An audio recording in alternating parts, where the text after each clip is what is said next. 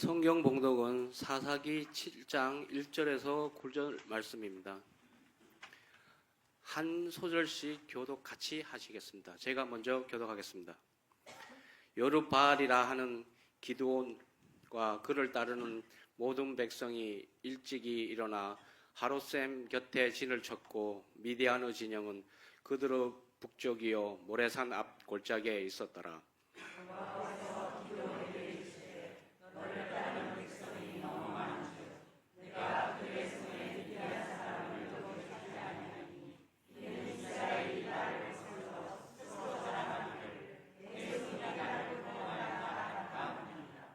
이제 너는 백성의 귀에 외쳐 이르기를 누구든지 두려워 떠는 자는 기르앗산을 떠나 돌아가라 하라 하시니 이에 돌아갈 백성이 22,000명이요 남은 자가 10,000명이었더라. 여호와께서 또 기드온에게 이르시되 백성이 아직도 많으니 그들을 인도하여 물가로 데려가라. 거기서 내가 너를 위하여 그들을 시험하리라. 내가 그들을 가르쳐 내게 이르기를 이 사람이 너와 함께 가리라 하면 그는 너와 함께 갈 것이요 내가 누구를 가르쳐 내게 이르기를 이 사람은 너와 함께 가지 말 것이라 하면 그는 가지 말 것이니라 하시니라. 이에 백성들을 인도하여 물가에 내려가매 여호와께서 기드온에게 이르시되 누군지 개가 핥는 것 같이 혀로 물을 핥은 자들을 너는 따로 세우고 또 누구든지 무릎 꿇고 마시는 자들도 그와 같이 하라 하시더니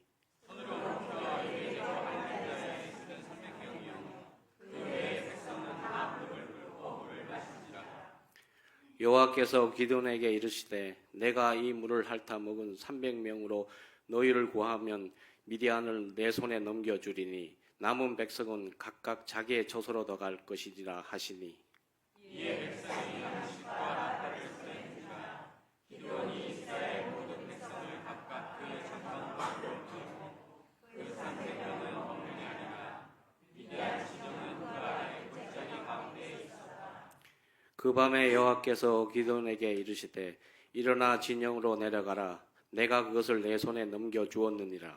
아멘. 하나됨의 예정에서라는 제목으로 목사님 설교 말씀 선포하시겠습니다. 반갑습니다. 참 좋으신 우리 주님의 은총과 평강이 예배의 자리에 나오신 모든 분들 위해 함께 하시길 축원드립니다. 그 첫 번째 스크린을 한번 띄워줘 보세요. 제가 지난주 월요일부터 이제 금요일까지 4박 5일 일정으로 서울에서 멀리 떨어진 그야말로 인적이 드문 숲속의 기도원에서 기도를 이제 하고 마치고 왔는데요. 제가 이 기도 기간을 통해서 느낀 것은 하나님과 하나 되기 위한 여정이 바로 이 산기도를 하게 하셨구나라는 것이었습니다. 저는 이번에 4박 5일 일정으로 산기도를 하면서 그냥 의뢰의 1년에 한 번, 우리 목회자들은 1년에 한 번 이제 4박 5일 일정으로 산기도를 가는데 의뢰의 그냥 산기도를 가는 것으로 생각을 하고 그렇게 출발을 했습니다. 그러나 이제 산기도를 마치고 생각을 정리하면서 이것이 하나님과 하나됨을 하기 위한 여정이었구나 그런 생각을 하고 정리를 하게 되었습니다. 그러면은 이제 하나님과 하나 되어가는 여정이다라고 했을 때 하나 되어가는 것이 과연 무엇인가? 그것은 참으로 추상적일 수도 있는데 우리가 기타 줄이나 피아노 음을 제대로 내려면은 조율을 해야 되잖아요. 조율을 해야 되듯이 우리의 이 삶의 신앙의 음을 하나님께 맞추어서 조율해 가는 과정이 바로 하나님과 하나 되어가는 여정이다. 이렇게 정의를 해볼 수 있겠습니다. 그럼 산기도 하면은 하루 종일 앉아서 기도만 하느냐? 그렇지는 않죠. 그러면 병 생겨요. 무릎에 병 생깁니다. 그렇지는 않고 일정을 잠시 소개해드리면은 이제 산기도 기간 동안 일일 이식을 합니다. 이식을 하고 아침 3시 20분에 이제 기상을 합니다. 기상을 해서 저녁 9시 30분 정도에 이제 취침을 하게 됩니다. 기상해서 세수하고 3시 40분부터 해서 이제 명상 기도 시간을 가지게 됩니다. 그렇게 해서 1시간 한 2, 30분 명상 기도를 하고 5시가 되면은 이제 같이 새벽 기도를 합니다. 새벽 기도회를 하고 이제 여름철에는 날씨가 무척 더워서 낮에는 이렇게 영농 작업을 할 수가 없죠. 우리는 이제 기도원에 가면 영농 작업을 영농기도라 그래요. 영농기도. 그러면은 5시 반부터 해서 이제 7시 반, 해 뜨기 전까지 이제 영농기도를 합니다. 영농기도를 하는데 주로 이제 산속이다 보니까 풀이 많아요. 그럼 이제 예초 작업을 이제 하게 되는데 한 2시간 정도 영농기도를 합니다. 그리고 나서 이제 다 같이 8시 되면은 또 예배를 기도하고 예배를 드리죠. 예배를 드리고 나서 9시 반까지 같이 아침 식사를 하고 이제 9시 반부터 이제 12시까지는 각자 개인 공부 시간 및 이제 청소 시간을 가지게 됩니다. 그렇게 하고 나서 12시가 되면 또 공동으로 모여서 또 기도회를 하고 이제 일일 이식이니까 점심은 먹지 않고 다과회 정도 간식 정도 먹고 또 저녁 오후 5시까지 또 개인 진리 공부 및 이제 개인 공부 시간을 갖게 됩니다. 말씀 묵상 시간을 갖게 되고 5시부터 이제 6시 반까지는 걷기 명상을 해요. 같이 이제 자연의 저 사진을 보면 이제 막 둥둥 떠다니는 구름이 진짜 가까이 있어요. 너무 맑기 때문에 구름이 이제 뭐 산 근처에 있는데 둥둥 떠다니는 구름을 보며 저 맑은 하늘을 보며 또 바람 소리, 새 소리를 들으며 산내음과 풀내음을 맡으면서 이렇게 걷기 명상을 하면서 그 속에서 이제 하나님의 섭리를 오늘 찬양에서도 나오던데 그 하나님의 섭리를 이제 느끼고 만물 속에서 활동하고 계시는 하나님과 이제 만나는 시간을 갖게 됩니다.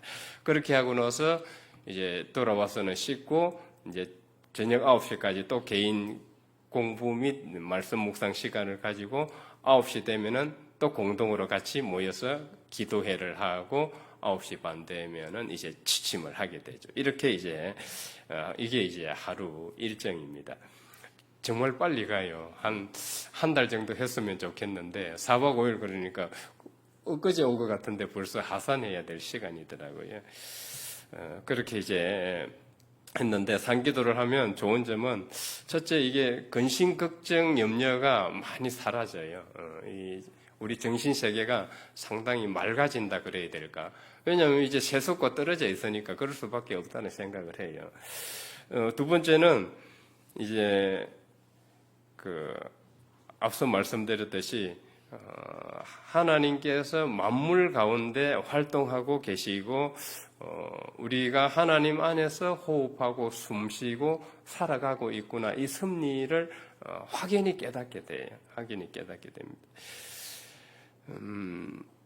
사도 바울이 사도행전 17장에서 그렇게 말씀하시죠. 우리 모두는 그리스 사람이나 뭐 이방인이나 유대인이나 모두가 우리가 하나님 안에서 호흡하고 활동하고 살아가고 있다고 했듯이 이번 산기도는 그것을 다시금 재확인하는 시간이었습니다. 우리가 아름다운 자연 경관 속에 있을 때 이것이 좀 더 잘 느껴지는 것 같아요. 연구에서도 밝혀졌지만은 자연이 발산하는 그 주파수가 우리 인간 몸에 이롭다고 그러죠. 우리 인간 몸을 이롭게 한다 그러죠. 지구의 맥박, 그 주파수를 연구해봤더니 수학적으로 풀어냈더니 7.83헤르츠라 그러죠. 그 주파수가 7.83헤르츠라 그러는데 그 7.83헤르츠는 우리 인간이 고요한 명상 상태, 안정된 상태, 아주 평온한 상태에 있을 때 그게 그 상태와 같다고 그래요. 그러니까 우리가 자연 경관 속에 있을 때 그 지구의 호흡과 같이 맥박과 같이 호흡하고 더 쉽게 잘 뛰게 되는 거죠. 그러나 이제 이 우리가 도시나 이 아스팔트, 도시 이 콘크리트 건물 속에 있으면은 그 주파수와 차단이 된다 그래요. 그래서 병원에서도 그 창이 이 자연 쪽으로 아주 나 있는 그쪽 사람들은 빨리 낫고 퇴원한다 그래요. 그런데 콘크리트 벽으로 꽉 막힌 곳에 있는 사람들은 그 회복 속도가 더디고 느리다 그래요. 이거는 우리가 자연 경관 속에 있을 때 그 하나님이 주시는 그 에너지를 우리가 잘 받을 수 있다는 것을 잘 말해 주기도 하고요. 연구에서 보면은 그걸 이제 자연의 소리, 새소리, 그리고 그 바람에 그 나무가 같이 이렇게 부딪히는 소리, 그리고 낙엽 밟는 소리, 이런 소리들이, 풀벌레 소리, 이런 소리들을 백색소음이라고 해요. 백색소음. 계곡에 물 흐르는 소리. 들어도 지겹지가 않고 오히려 우리 마음을 더 정신 건강을 더 이롭게 해주죠. 그러나 도시에서 나는 소리는 어때요? 자동차 경적 소리, 싸우는 소리, 우리 신경을 더 거슬리게 만들고 더 힘들게 만들죠. 그래서 우리는 좀 시간이 되면은 좀 자연 속으로 나가서 하나님의 좀 섭리를, 하나님께서 만물 속에 활동하고 계시는 그런 하나님의 섭리를 좀 느껴봤으면 좋겠습니다. 그래서 이 상기도는 하나님과 하나 되어가는 그 예정이라 이렇게 정의를 했는데, 그러면 상기도만이 하나님과 하나 되어가는 방식인가? 꼭 그렇지는 않죠. 그렇지는 않습니다. 그것이 성가대의 찬양이 될 수도 있고, 지금 여러분들이 같이 모여서 합심해서 드리는 예배가 될 수가 있고, 또 식당에서 아름다운 마음으로 성도들에게 성찬 준비하는 할 때도 될 수가 있고, 나눔과 교제도 될 수가 있고, 또 여러 가지 다양한 형태의 그 방식이 하나님과 하나 되어 갈 수 있게 합니다. 핵심은 우리가 어디에 있건 무슨 일을 하건 간에 예수 그리스도를 내 마음에 모시고 사는 게 중요하다는 것이죠. 왜냐하면은 예수 그리스도가 바로 우리 하나님의 말씀이기 때문입니다. 그 말씀의 기준에 의해서 우리의 삶의 음과 우리의 신앙의 음을 조율해 갈 수 있기 때문입니다. 그래서 우리가 뭘 하건 간에 그리스도 예수를 마음에 모시고 산다면은 하나님 말씀이 우리 안에 계시는 거고, 우리는 거기에 음을 맞춰서 이제 하나님의 뜻에 조율되어 갈 수 있고 하나 되어 갈 수 있다고 이제 볼 수가 있습니다. 오늘 성경을 보면은 이제 하나님의 뜻에 조율되어 가는, 그렇게 해서 하나 되어 가는 또 다른 방식이 있음을 오늘 주신 성경 말씀은 잘 말씀하고 있습니다. 두 번째 스크린을 보면은 오늘 성경 말씀에 등장하는 이 기드온은 사사시대의 사사입니다. 사사시대는 이제 장세기에 보면은 장세기가 끝날 때 여호수아에서 끝나죠. 모세가 이제 이스라엘 백성들을 이끌고 40년 동안 광야 생활을 했습니다. 그리고 이제 가나안으로 입성하기 전에 누가 이스라엘 백성들을 이끌고 가나안으로 입성을 해요? 여호수아가 이스라엘 백성들을 이끌고 가나안으로 입성을 해서 이제 땅을 12지파에게 땅을 다 분배해 주죠. 하나님의 말씀을 들으러 오셨나요? 땅을 다 분배를 해 주시는데, 분배를 해 주면서 장세기가 끝이 나요. 끝이 나고 이제 사사시대는 그 여호수아로부터 12지파가 땅을 분배받고 나서 이제 왕이 없던 시대예요. 지도자가 없는 거야. 훌륭한 모세나 훌륭한 여호수아나 이런 지도자가 없이 각기 이제 제 옳은 소견대로 제멋대로 판단하고 행동했던 시대예요. 이러다 보니까 이제 한마디로 말하면은 하나님의 신앙에서 떠나 있었고 조금 제멋대로 그렇게 살았던 시대라고 할 수 있습니다. 이 사사는 왕이 없었는데 그 사사가 이제 왕 역할을 했어요. 군사적으로는 외적으로부터 이스라엘을 구해줬고, 그 다음에는 그 재판관 역할을 했죠. 그 12지파 사이에 분쟁과 갈등이 있으면은 그것을 조정하고 그 분쟁과 갈등을 중재를 해줬습니다. 그리고 이제 종교적으로 하나님으로부터 벗어나 있었기 때문에 그 멀리 떨어져 있던 사람들을 하나님께로 인도하는 그런 역할, 종교적 지도자 역할을 했죠. 사사 그러면은 군사적 지도자, 종교적 지도자, 재판관 이 세 개의 역할을 해서 이스라엘을 구원 상태로 돌려놓은 사람들이다. 이렇게 이제 보면 사사에 대해서 사사에 대한 정의가 된다고 볼 수가 있습니다. 세 번째 스크린을 보면 이 사사 시대는 뚜렷한 그 삶의 패턴이 있었어요. 뚜렷한 삶의 패턴이 있었는데 이제 어땠습니까? 하나님께서 이제 사사 시대는 사사들이 열 몇 명 됩니다. 열 몇 명. 왕이 없었으니까 이제 하나님께서 이스라엘이 고통과 어려움 속에 빠지게 되면은 사사들을 통해서 구원을 하셨어요. 구원을 하셨는데 앞서 말했듯이 종교적 지도자, 군사적 지도자, 재판관 역할을 하면서 구원을 하셨는데 이 사사 시대에 이제 하나님께서 사사를 통해서 이스라엘 백성을 구원을 했어요. 구원을 해줬는데 어떻게 돼요? 그렇게 되면 외적으로부터 이제 구원을 받았으니까 나라가 평화롭게 태평성세를 누리겠죠. 태평성세를 누리면은 인간은 또 어떤가요? 인간은 평화로우면은 그때부터 다성해졌고 타락하기 시작해요. 막 쾌락을 추구하고 그러다 보니까 계속 이제 또 하나님을 떠나서 죄에 계속 빠져들게 됩니다. 이때 하나님은 저들을 깨어나게 하시기 위해서 채찍질을 드셔요. 하나님은 사랑의 하나님이라고 해서 무조건 그냥 오냐 잘한다 이렇게 키우시는 게 아니에요. 때로는 고통과 채찍을 주셔요. 고통과 채찍을 주시는데 그 고통과 채찍이 뭐냐 하면은 외적을 들어서 이스라엘을 고통스럽게 하고 채찍질 하시는 거예요. 그러면 어떻게 돼요? 외적으로부터 이제 뭐 추수해 놓으면은 외적들이 와서 블레셋, 미디안, 암몬 족속들이 다 저기 훔쳐가 버리고 이러면 어떻게 되겠어요? 지금 일본이 그 산산태풍으로 지금 난리도 아닌데 아무튼 그런 상태에 빠지게 되면은 엄청 고통스러운 거죠.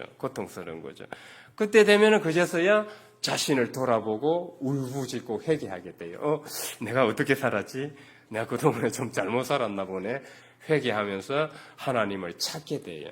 하나님을 찾게 되면 그 하나님은 또 자비하신 분이시라 그들의 기도에 응답을 하시고 회개를 받아들이시고 사사를 보내서 또 외적의 침략으로부터 구원을 해주고 그들이 이제 또 평화를 누리게 해주는 거죠. 그래서 평화, 재, 심판, 회개, 구원 저게 계속 이제 반복적 패턴을 가지게 된 시대가 사사시대였다. 그렇지만 우리를 봐도 저 패턴과 크게 다르지 않다고 봐요. 우리의 삶을 봐도 저 패턴과 크게 다르지 않다고 봅니다. 그렇게 해서 하나님은 이제 기드온을 세우셔서 지금 기드온 시대에는 지금 미디안이라는 외적이 7년 동안 이스라엘 백성들을 고통에 빠뜨리고 이제 괴롭혔어요. 추수해 놓으면 다 훔쳐가 버리고 와서 약탈하고 유린하고 하니까 살 수가 없는 거죠. 그러니까 이제 하나님께 울부짖고 살려주십시오. 잘못했다 그러니까 하나님께서 기드온을 사사로 세워져 가지고 이제 그 이스라엘 백성들을 구원을 해 주시려고 하셨습니다. 그렇게 해서 하나님은 이제 기드온을 세우셔서 이스라엘의 고통과 괴로움의 원흉이었던 그 미디안을 이길 수 있는 방법을 이제 알려주십니다. 그런데 그 수많은 미디안 군대를 이길 수 있는 방법이 지금 우리가 들어보면은 너무도 황당해요. 너무도 터무니가 없어요. 이렇습니다. 기드온은 미디안과 싸우기 위해서 오늘 성경 말씀을 읽었듯이 32,000명을 모병을 하게 됩니다. 32,000명을 모병을 했는데 하나님이 32,000명을 모았더니 야, 그건 너무 많아. 줄여. 군인 수를 줄여. 그래서 병사를 얼마를 줄여요? 22,000을 줄여서 이제 1만 명이 남게 되었습니다. 그 3분의 1을 줄이신 거예요. 참 이거는 도무지 이게 이성적으로는 이해가 되지 않는 부분입니다. 왜 하나님께서 그렇게 하셨어요? 왜냐하면 자기네 힘으로, 능력으로 혹시 미디안과 싸워서 이기게 되면은 자기 자랑하고 자기 교만할 거 아니에요. 교만해져가지고 내가 이제 뭐 이루어낸 거라고 이렇게 막 자기를 자랑하고 교만하는 것을 하나님은 싫어하셨어요. 너희들 그렇게 살면 안 돼. 그렇게 살면 안 되고 네 자랑하고 네 교만하면 안 되기 때문에 너희들이 하나님의 은혜로 이겼다는 것을 깨닫게 하기 위해서 그 인원수를 3분의 1로 줄이시는 겁니다. 그런데 그거로 끝나지 않아요. 또 어떻게 하셔요? 10,000명 남았는데 10,000명을 또 얼마를 줄이라 그러셔요? 10,000명을 또 줄여가지고 이제 300명만 남게 되었어요. 지금 여기 있는 뭐 한 2배 정도. 야, 이래가지고 어떻게 그 수많은 강대한 수많은 병사를 가지고 있는 미디안 군대를 이길 수 있겠어요? 중과부적입니다. 계란으로 바위치기 격이에요. 그러니까 어쨌든 그들은 자신의 힘, 기드온은 32,000명을 모아서 자신의 힘과 능력과 자기의 방식과 고집으로 해보려고 했는데 하나님은 그 자기의 방식, 자기의 고집, 자기의 능력, 자기의 방식 이걸 다 꺾어버리신 거예요. 다 꺾어버리신 거예요. 어떻게 해요? 그렇게 기드온과 이스라엘 백성들은 자기의 고집과 욕심과 방식을 꺾었어요. 하나님께 맞추어 갔습니다. 조율해 갔어요. 그렇게 해서 300명이 남았습니다. 300명이 남았는데 네 번째 스크린을 보면은 참으로 300명으로 이제 미디안 군대와 싸우려니까 이제 막막한 거예요. 막막한 겁니다. 그러나 하나님은 그들의 마음을 아시고 그들이 두려워하는 것을 아시고 인간인지라 어쩔 수 없잖아요. 기드온도 300명으로 그 많은 강대한 군사를 어떻게 이겨요? 그래서 하나님은 그들의 마음을 아시고 그들에게 확신을 심어주셨습니다. 내가 정말 내 말이 믿기지 않는다면은 네 부하를 데리고 미디안 진영으로 들어가 봐라. 들어가면은 네가 미디안 진영에서 용기를 얻게 될 것이다. 이렇게 말씀을 하셔요. 그래서 기드온이 하나님의 말씀을 순종해서 미디안 진영으로 이제 부하를 한 명 데리고 미디안 진영으로 내려가 봅니다. 내려가 보니까 미디안 진영에서 어떤 일이 일어나냐 하면은 이제 간첩이죠. 간첩 작전이죠. 들어가서 살짝 엿들으니까 이제 그 미디안 군사들이 아니 내가 꿈을 꿨는데 간밤에 보리떡 한 덩이가 우리 미디안 진영으로 들어와서 저게 우리 미디안 진영을 다 그냥 무너뜨리더라. 무너뜨리던데 저게 누구냐 하면은 저 유대인 기드온의 칼이다. 기드온은 하나님께서 함께 하셔서 기드온이 칼이 들어와서 우리를 다 무찔렀다. 저 소문이 이제 미디안 진영 장막에 쫙 퍼져 있었던 거예요. 기드온과 부하는 하나님 말씀대로 그때 저 이야기를 듣고 용기 백배하게 됩니다. 용기를 얻게 됩니다.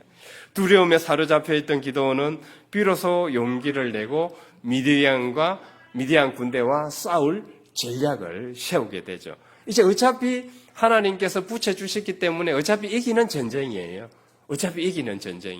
본인들이 용기를 내서 시작만 하면, 행동만 하면 됐습니다. 그렇게 해서 이제 기드온은 전술을 냈는데 5번째 스크린을 보겠습니다. 기드온은 300명의 군사들을 이제 한 손에는 나팔을 들고 한 손에는 빈 항아리를 들고 빈 항아리 속에 횃불을 감춰두게 했어요. 그러면서 그 300명을 또 100명씩 해서 세 부대로 나눕니다. 세 부대로 나눠가지고 신호를 딱 주면은 우리 이선진 장군 그 명랑 영화 봤죠? 그 일본 배를 무찌를 떼고 딱 신호를 주면은 그때 주위에서 뭐 하기신인가 뭔가 해서 싹 둘러싸서 일본 배를 침몰을 시키듯이 그렇게 300명을 또 세 부대로 나눠가지고 신호를 주면은 이제 횃불을 들고 그 항아리 깨뜨리고 항아리 속에 그 횃불을 들고 나팔을 불면서 이제 미디안 진영으로 들어가면 되는 거예요. 지금 이거 현실적으로 생각하면 이 전술이 어때요? 전술이 별 볼 일 없어요. 별 볼 일 없습니다. 이거는 성경 기자가 우리에게 뭘 이야기를 해주려고 하는 거예요. 너희들의 능력과 방식과 고집이 아니라 하나님의 방식으로 이겨야 된다는 걸 가르쳐 주는 거예요. 이거 우리가 볼 때 터무니없는 거예요. 그렇게 하면 다 맞아 죽지. 그런데 그렇게 해서 들어가 봤더니 그냥 자동적으로 히스기야 때 그 바벨론 군인들이 침략을 해왔을 때 그 30만이 어떻게 돼요? 자기네들이 스스로 다 죽고 물러가게 돼요. 그렇듯이 이 미디안 진영도 그들은 기드온과 300용사는 단지 그냥 나팔 불고 횃불 들고 갔을 뿐인데 스스로 미디안 진영이 혼란에 빠져서 자기네들끼리 그냥 치고받고 싸우면서 그냥 자멸하게 됩니다. 자멸하게. 그렇게 해서 미디안 군대를 하나님의 은혜 가운데 이기게 되고 이스라엘은 다시 평화를 되찾게 됩니다. 우리는 기드온과 300용사의 이야기를 보면서 이스라엘 백성들이 하나님과 그 하나 되어 가는 과정, 자기의 고집과 능력과 그런 방식을 내려놓고 하나님의 음에 조율되어 갔어요. 조율되어 갔을 때 하나님께서는 그들에게 평화를 주셨고 구원을 해 주셨던 것입니다. 이 300명은 어떻게 보면은 자신들의 고집과 자기의 그런 능력을 믿던 그런 방식을 내려놓고 하나님의 그 음에, 하나님의 소리에, 말씀에 조율되어 갔던 것을 상징하는 것이라고 볼 수 있는데, 그러나 6번째 서거린을 보면은 하나님의 뜻에 조율되어 가기 위해서는 최종 관문이 남았어요. 최종 관문. 그 최종 관문이 뭐였을까요? 자, 하나님이 이제 다 해주셔서 그들은 행동만 하면 돼요. 행동할 용기가 필요했던 겁니다. 행동할 용기가 필요했던 겁니다. 단지 300명 가지고 어떻게 싸우지? 이 두려움 속에 갇혀 있으면은 우리 안에서 하나님께서 함께 하시는 성령도 활동하실 수가 없어요. 성령도.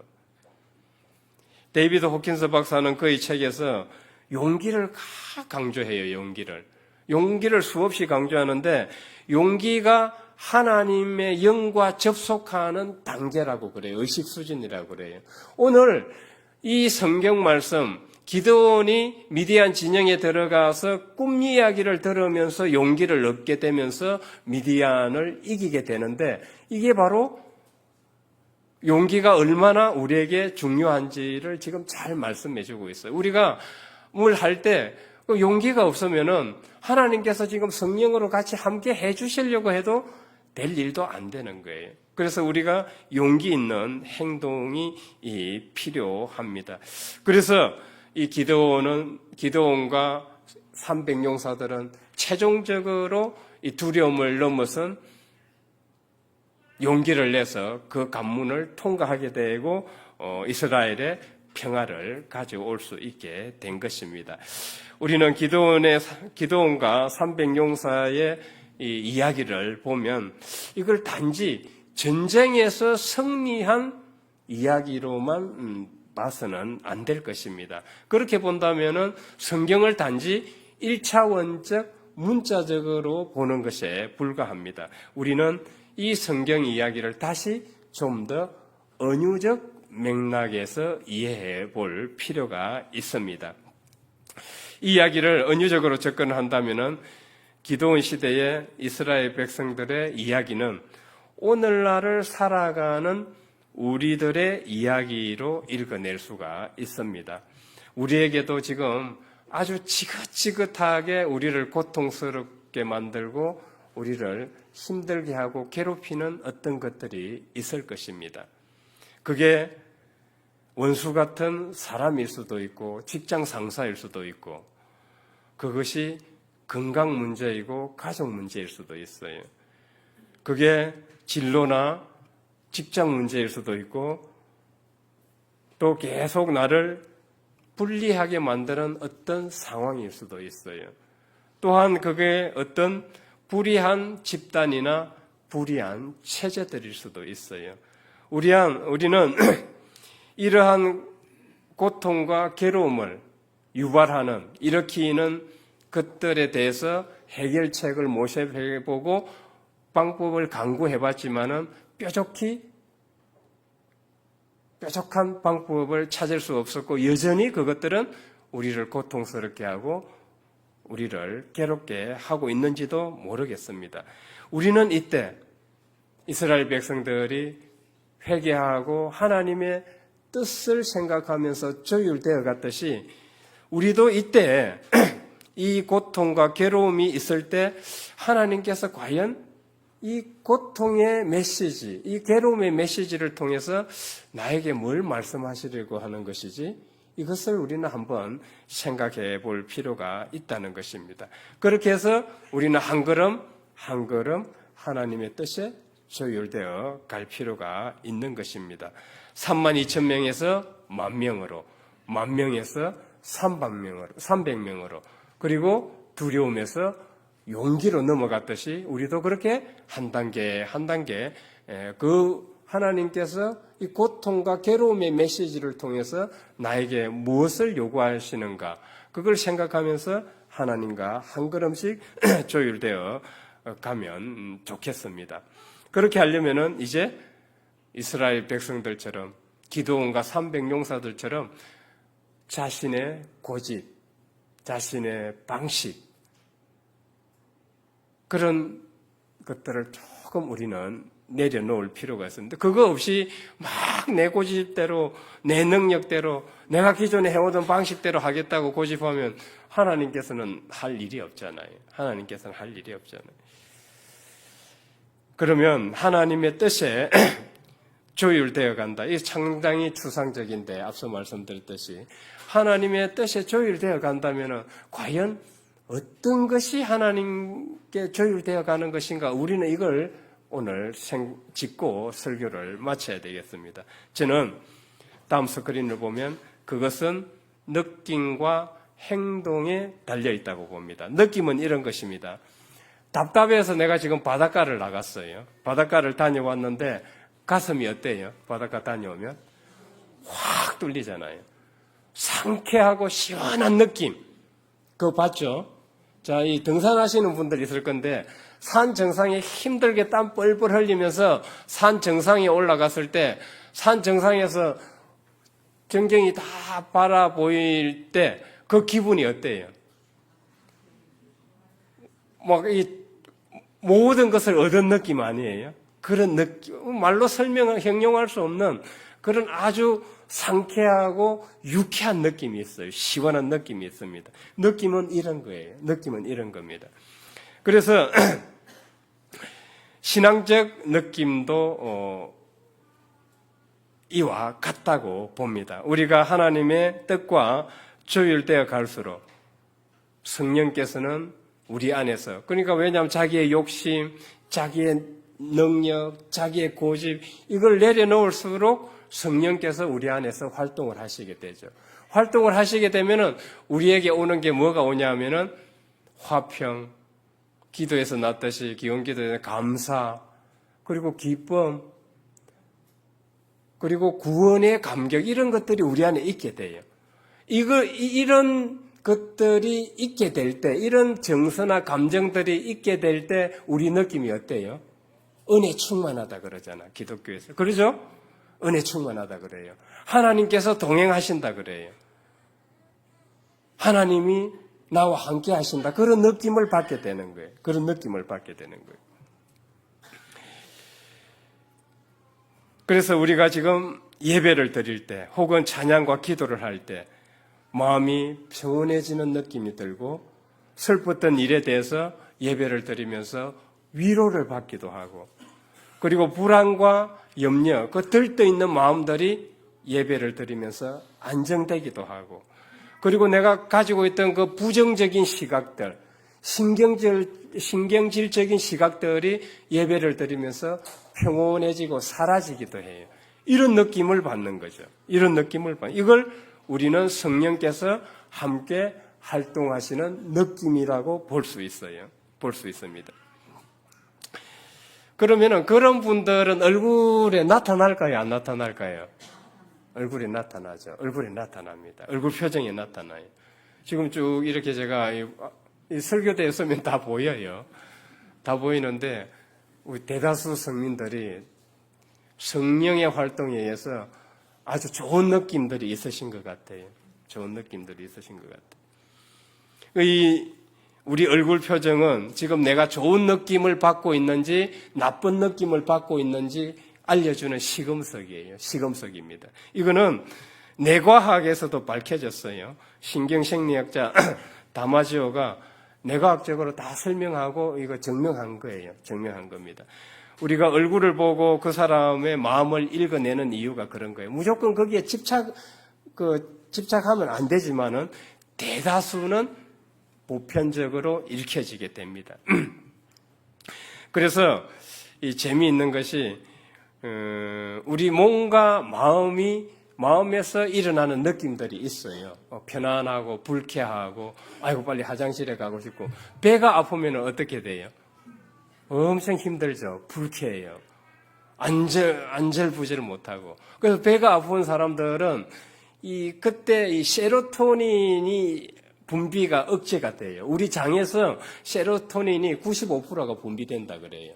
이 세로토닌은 우리 감정을 다스리는 호르몬이에요. 그런데 이게 배가 아픈 사람들은, 배가 차고 아픈 사람들은 늘 그냥 인상을 찌그리고 있고 막 힘들고 이런 이유가 왜 그렇겠어요?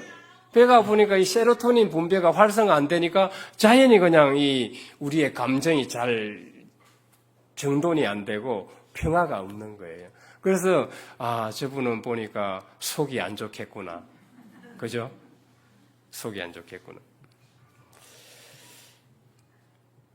우리의 몸과 재미있는 것은 우리가 몸과 마음이 우리 몸에 있는 느낌을 느끼기도 하지만은 우리 행동이 우리 몸과 마음을 또 느끼게 하도록 하기도 해요. 예를 들면은 지금 인상을 막 찡그리고 있다가도 아이고 웃자, 미소 짓자.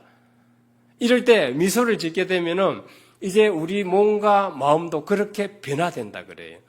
그러니까 설사 내가 우울하고 힘들고 고통스럽더라도 좀 미소 지으려고 해보세요. 미소 지으면은 우리 몸에서 천연 마약인 엔돌핀이 나온다. 엔돌핀. 뭐 고통스러운 게 자연히 해소가 되는 거예요. 뭐 어디 나쁜 데 가서 그런 거 섭취하지 마시고 미소를 지으면은 천연 마약이 나와요. 우리 몸에서 엔돌핀이 나와요. 그래서 미소를 띠는 그런 계속 연습을 하게 되면은 우리 몸과 마음도 그렇게 변해간다고 합니다. 아무튼 중요한 것은 이 느낌인데 문제는 우리 신앙적 느낌이 지극히 주관적이라는 사실이에요. 지금 우리 장로님께서 뭘 느끼고 있는지 지금 얼굴로 보면은 아이고 좋은 느낌을 가지고 있는데 구체적으로 무슨 느낌인지 알 수가 없어요. 내면 속에 들어가 봐야 알잖아요. 그렇기 때문에 이 느낌이라는 것은 우리가 느낄 때 상당히 주관적인 경험이 강해요. 그러면은 하나님의 뜻에 조율된다고 내가 지금 뭐 기쁘고 즐겁고 이걸로 끝나면은 그거는 주관적으로 끝나는 거예요. 개인 주관적 경험으로 끝나는 거예요. 이게 하나님의 뜻에 조율되었다는 것을 증명하려면 어떻게 돼야 되겠어요? 행동으로 이 주관적인 느낌이 화평과 감사와 평화가 기쁨이 이 좋은 느낌, 긍정적인 느낌들이 행동으로 나타나야 되는 거예요. 행동으로. 그래서 느낌과 행동이 일치될 때 우리는 비로소 좋은 느낌과 좋은 행동이 일치될 때 저 사람이 하나님의 뜻과 조율이 되었고 하나 되었구나. 그것을 알 수 있는 거죠. 그래서 사도 바울은 갈라디아서 5장 22절로 23절에서 성령의 열매 9가지를 말하는 것이에요. 우리의 이 주관적인 긍정적인 좋은 느낌이 행동의 열매로 맺어야 된다는 사실입니다. 우리는 오늘 하나님과 하나 되어가는 여정에서 하나님의 뜻에 조율되어 가기 위해 자신의 욕심과 고집과 자기의 그런 방식들을 내려놓는 것이 무엇보다도 중요하다는 것을 생각해 봤습니다. 그렇게 해서 우리가 하나님과 하나 되어가고 조율되어 갈수록 성령께서 우리 안에서 활동하심으로써 우리 안에는 우리 몸과 마음에는 화평, 평화, 감사, 기쁨, 유쾌한 그런 느낌, 의미 있고 보람 있는 느낌, 구원받았다는 느낌, 하나님께서 함께 하신다는 느낌을 느끼게 되는 것입니다. 중요한 것은 평소 자신이 이 어떤 느낌을 느끼는지 귀를 기울일 필요가 있겠고, 만일 그것이 고통과 괴로움이라면 하나님께서 우리에게 말씀하시는 메시지가 있을 것이니까 그것을 좀 귀담아 들어보시기 바라고, 만일 은혜 충만한 느낌, 평화로운 느낌, 감사와 기쁨의 그런 느낌을 느낀다면 주관적인 경험으로 끝나서는 안 되고 그것을 우리 주위에 나누면서 행동의 열매를 맺을 수 있길 바랍니다. 그렇게 해서 우리 모두 하나님의 뜻과 조율되어 가고 하나 되어 가는 여정에서 승리하는 삶이 되시길 주의 이름으로 축원드립니다. 감사하신 하나님 아버지, 오늘 기드온과 상백 용사의 이야기를 통해서 구원은 하나님께로부터 온다는 것을 다시금 재확인하는 시간이었습니다. 또한 말씀을 통해서 우리 자신의 고집, 방식, 욕심을 내려놓을 때 하나님의 뜻에 조율되어 가고 하나 되어 갈 수 있다는 것을 생각해 보았습니다. 우리가 주관적으로 신앙적으로 좋은 느낌, 긍정적인 느낌을 느낀다 할지라도 이제는 행동할 용기가 필요한 시점입니다. 그렇게 해서 두려움을 넘어선 용기를 통해서 행동의 선한 열매를 맺음으로써 하나님과 조율되고 하나 되어가는 모두 성도들이 될 수 있도록 인도하여 주옵소서. 예수 그리스도 이름으로 기도드립니다. 아멘.